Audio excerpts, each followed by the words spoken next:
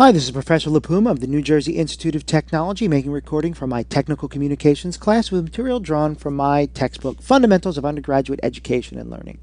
What I want to talk about now is a little bit about recommendation letters, because many times students ask about letters but don't think about who they're talking about, why they're getting the letter, what's involved, what they should do. And so hopefully this will make it a little easier, since a recommendation letter is a common form of technical communication. And if you know more about what you want, you'll be more likely to accomplish your goal by helping your target complete the package in the way you want.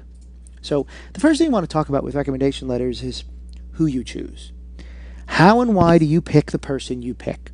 For us, what you really want to think about is perhaps the first and most important thing is, will they do it? I know most students just say, well, this professor, I got an A in his course, let me do it. What he's doing.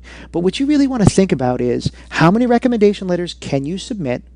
How good of a job will the professor you're asking do?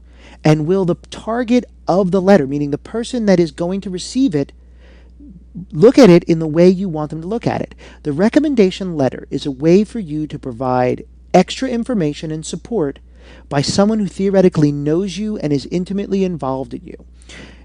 If you ask someone to write your recommendation letter because you had a course with them not in your major that was an elective 17 years ago, that letter isn't going to say much. Even if they say, oh, the student was great, that doesn't apply to what you're doing. So you really need to think about how you choose that person and why you're going to choose it. On the other side, a lot of times students are caught because they don't know that many faculty members or people they work with. They don't have a club person. And so it becomes difficult to know who to ask. One of the dilemmas is you're never supposed to ask a friend or relative. But it's not necessarily easy to see someone who's your friend, right? Relatives may be a little easier for your target to pick up on. So there has to be a clear reason why the person writing the letter is writing the letter for you, and this should come out in the letter.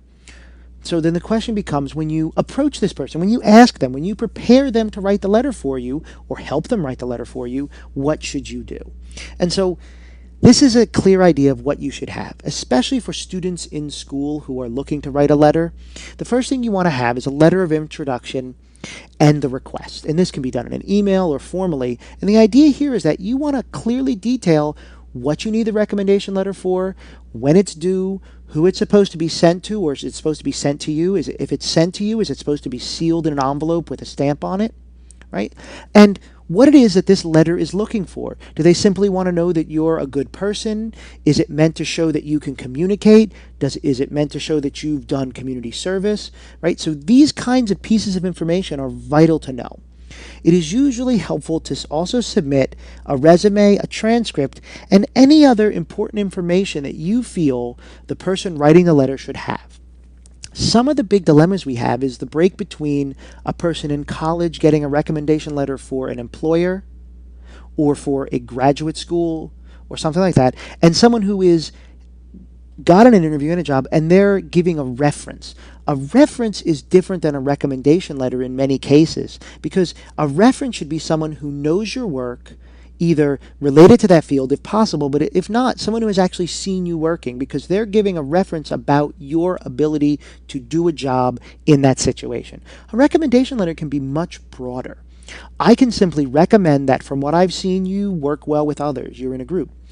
The key here is that if someone says, well, I'm not sure, or I don't know, you shouldn't pressure them. A bad recommendation letter is worse than no recommendation letter. It is always better to find someone else. As you put this together, what you want to realize is that some people love you to write the letter for them.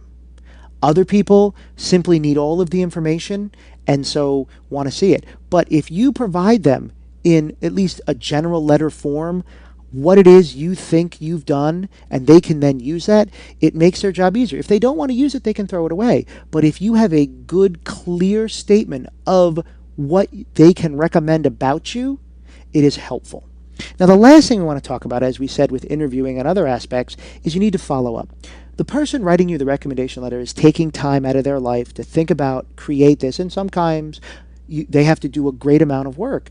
You may not realize it, but when I send a letter in, many times the university or employer calls me or asked to send me an email follow-up survey, or I have to actually go online and fill out a tremendous number of pages. It takes time.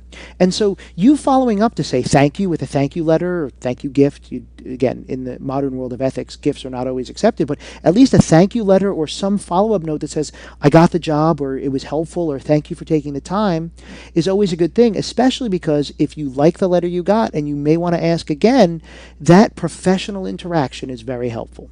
So again, recommendation letters are a sideline to this, but in the same way that you write a thank you letter to your employer or a cover letter about your job, writing a recommendation letter for someone else to produce so that they can see what you want and asking them to do it is important.